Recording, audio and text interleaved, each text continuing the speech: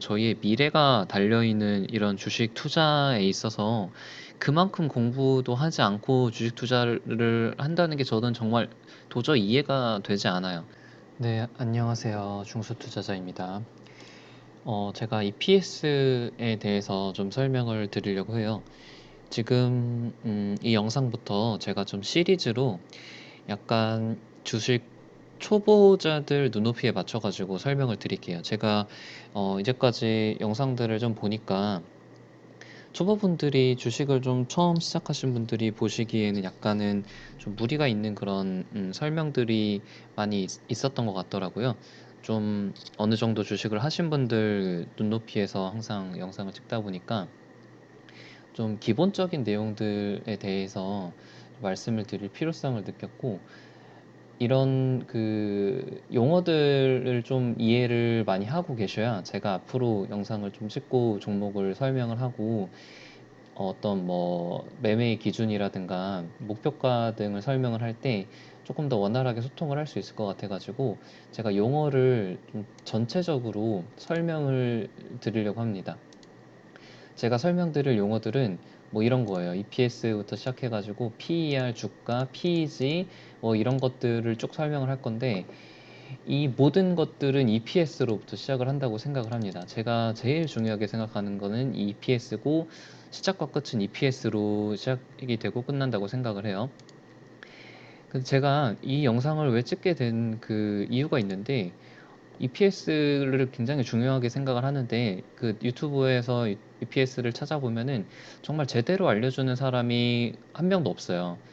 뭐 그냥 간단한 개념에 대해서만 EPS의 어떤 정의에 대해서만 설명을 하지, 정말로 EPS가 어떻게 그 주가를 해석을 어떻게 해석을 해야 되는지 다양한 종목들을 보면서 설명을 해주는 사람들이 단 한 명도 없었기 때문에 제가 그 필요성을 느껴서 지금 영상을 찍는 거고, 그 영상들 보면은 뭐 그냥 뭐 PER에 대해서 설명을 하고 뭐 그거에 따른 EPS 개념 대충 설명을 하고 그렇게 설명한 사람들이 많아요. 그래서 EPS는 정말 단순한 개념이 아니에요. 굉장히 약간 생물같이 매 시간 변하는 그런 존재이고, PER도 마찬가지예요.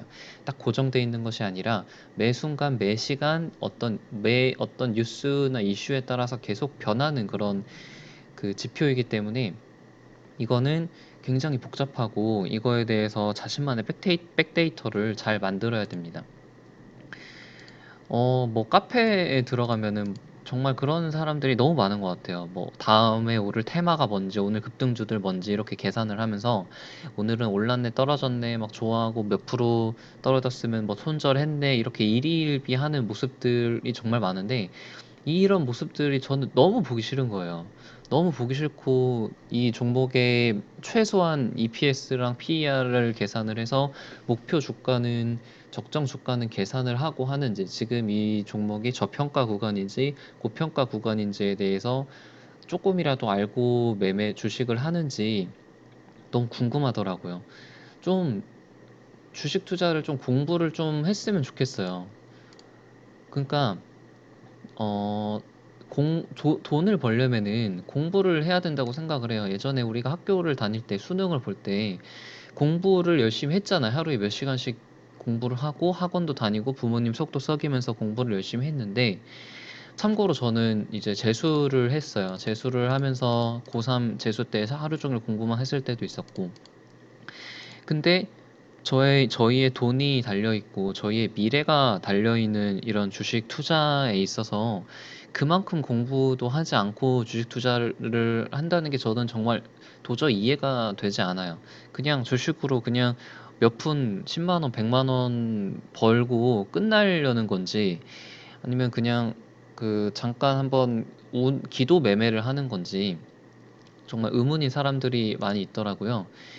그래서 저는 공부를 하지 않으려면은 그냥 주식 투자를 절대 하지 말라고 얘기를 하고 싶어요. 정말 공부를 할 생각이 있고 소액부터 차근차근 매매 기록을 남기면서 최소 3, 4년은 연습한다고 생각을 하고 주식 투자를 해야지, 그냥 단순히 뭐 100만 원, 1000만 원 벌고 주식을 하려고 생각을 하면은 솔직히 우리가 지금 100만 원 벌고 1000만 원 벌면은 우리 인생이 뭐 크게 달라지나요? 물론 돈을 많이 벌면은 100만 원 벌고 1000만 원 벌면 맛있는 거를 사 먹을 수 있고 좋은 옷도 입을 수 있고 그렇지만 인생을 우리가 1년, 2년 살 게 아니잖아요. 저는 이제 개인적으로는 30대인데 앞으로 죽기 전까지 어 나쁜 일만 없다면은 약 60년 이상은 계속 살 텐데 그동안 주식 투자를 계속 할 거고요. 하루 이틀 할 거 아니고 100만 원, 1000만 원 벌고 끝날 게 아니잖아요. 어떤 우리가 한 종목을 선택을 해서 그 종목이 수익이 나면 끝나는 게 아니라 계속해서 꾸준히 좋은 수익을 매년 내야 되는 게 이 주식 시장이에요. 그러기 위해서는 주식 실력이 있어야 된다고 생각을 해요. 주식 실력이. 그냥 추천주 몇 개 받아가지고 대박 노리려고 막 몰빵했다가 완전 깡통 차는 그런 일들이 절대 없었으면 좋겠습니다. 여기는 정말 주식 시장은 정말 실전이고 무림이고 밀림이고 정글이에요. 자기만의 어떤 그런 무기랑 공격력과 방어력이 없으면은 이 주식 시장에서 살아남을 수가 없어요. 반드시 당하게 됩니다. 물론 당연히 저도 큰 손실도 받고 수익도 보면서 계속 그런 내공을 쌓아가고 있는 과정이라고 생각을 합니다. 여기까지 벌써 서론만 얘기했는데 벌써 6분이 지났네요. 이게 유튜브 계속 하다 보면은 할 말이 계속 많아지는 것 같아요. 그래서 본론을 이제 시작해 볼게요. 저는 이제 EPS 기초에 대해서 좀 말씀을 드리고, 그 다음에 이제 PER 기초, 그 다음에 이제 주가의 형성 원리에 대해서 말씀을 드릴 거고, 그 다음에 EPS 심화학습 1, 2 이렇게 좀 준비를 하고, 아직 화포를 조금 더 만들다가 잠깐 말았어요. 1편부터 좀 찍으려고요. 쓰다 보니까 할 얘기가 되게 많더라고요.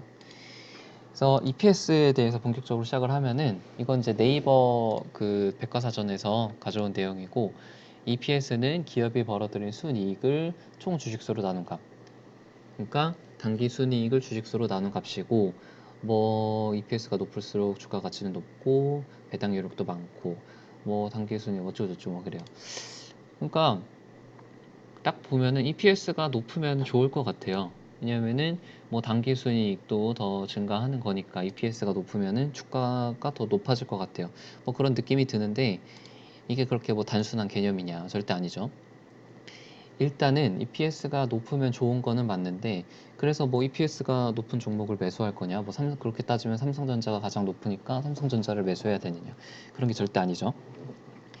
일단은 EPS가 어떻게 계산이 되고 산출이 되는지를 이해하셔야 됩니다. 외우시는 게 아니라 이해하셔야 돼요. 자, 첫 번째로 회사는 기본적으로 물건이나 서비스를 팔아요. 그러면 매출이 발생이 되겠죠. 매출이 발생이 되고 그 매출에서 매출 원가와 판관비를 제외를 하게 되면은 영업이익이 발생을 합니다. 그리고 법인세나 기타 부대 비용을 제외하면은 당기순이익이 나와요. 당기순이익이. 자, 제가 예를 들어서 설명을 드릴게요. 유니캠이라는 종목이 있습니다. 유니캠이라는 종목은 소가죽을 이용해서 물건을 만드는 회사예요. 소가죽을 이용해서 그때도 한번 말씀드렸지만 가방이나 완성차 업체에 물건을 제공하는 그런 회사입니다. 자, 유니캠에서 소가죽을 미국에서 수입을 해요. 미국에서 수입을 해가지고 물건을 막 열심히 만들어가지고 이제 팝니다. 현대차에도 팔고 뭐 어디 투미에도 팔고 그러면은 매출이 발생을 하겠죠. 매출이 이렇게 발생을 합니다. 이거는 이제 아이투자에서 가져온 표인데, 매출액이 있죠. 248억. 작년 1분기에는 195억에서 248억으로 많이 증가를 했네요. 자, 이제 매출액이 나왔으면은 여기서부터 이제 계산이 들어갑니다. 두 번째로 해야 될 거는 원재료 값을 빼야 돼요. 우리가 가죽을 만들기 위해서, 가죽 제품을 만들기 위해서 소가죽을 수입을 했잖아요. 수입한 그 소가죽은 매출 원가에 해당이 됩니다. 그래서 매출액에서 매출 원가를 빼게 되면은 매출 총이익이 생기게 돼요. 자, 여기 보시면은 매출액에서 매출 원가가 186억. 소가죽을 이만큼 돈을 들여서 수입을 해왔다는 거예요. 그럼 매출 총이익이 62억이 남게 됩니다. 자, 그러면 여기서 직원 월급이나 뭐 여러 가지 홍보비, 기타 부대 비용, 판관비라고 합니다. 이런 것들을 판매 관리 비용의 약자인 것 같아요. 그래서 판관비를 빼게 되면은 영업이익이 나옵니다. 매출액에서 매출 원가를 빼면은 매출 총이익이 나오고, 판관비가 19억으로 빼면은 43억의 영업이익이 나와요. 그래서 영업이익률은 매출액을 영업이익을 매출액으로 나눈 값이 영업이익률이고, 영업이익률이 좋은 회사가 당연히 주가의 실적도 좋겠죠. 주가의 상승폭도 크겠죠. 그러면은 아까 말씀드린 이제 당기순이익은 여기서 또 한 번 더 계산을 합니다. 영업이익에서 법인세 있잖아요. 우리가 국가에 내야 되는 그런 여러 가지 세금들, 이런 것들을 빼고 난 당기순이익, 말 그대로 순수한 넷 인컴, 순수한 이익을 당기순이익이라고 해요. 그래서 당기순이익은 여기엔 안 나오는데, 그래서 네이버 증권 보시면은 매출이 총 249억이 나왔고 당기순이익이 39억이 나오게 됩니다. 영업이익률은 17%고요. 자, 여기까지 이해되셨죠? 여기까지 쉽죠? 물건을 팔아서 나한테 얼마가 떨어졌다. 장사랑 똑같아요. 그냥 기업도. 그러면은 여기서부터 이제 PER을 계산을 하게 됩니다. PER은 이제 그 당기순이익을 상장 주식수로 나눈 가격이에요. 아까 말씀드렸듯이 유니캠의 당기순이익은 2018년으로 계산을 해보죠. 2018년 걸로 계산을 해보면은 당기순이익이 117억이에요. 117억인데 상장 주식수를 보면은 6,341만 주 이렇게 되죠. 그래서 117억을 63만 주로 나누게 되면은 184가 나오게 됩니다. 이게 PER이에요. 이게 PER. PER이 이렇게 계산이 됩니다.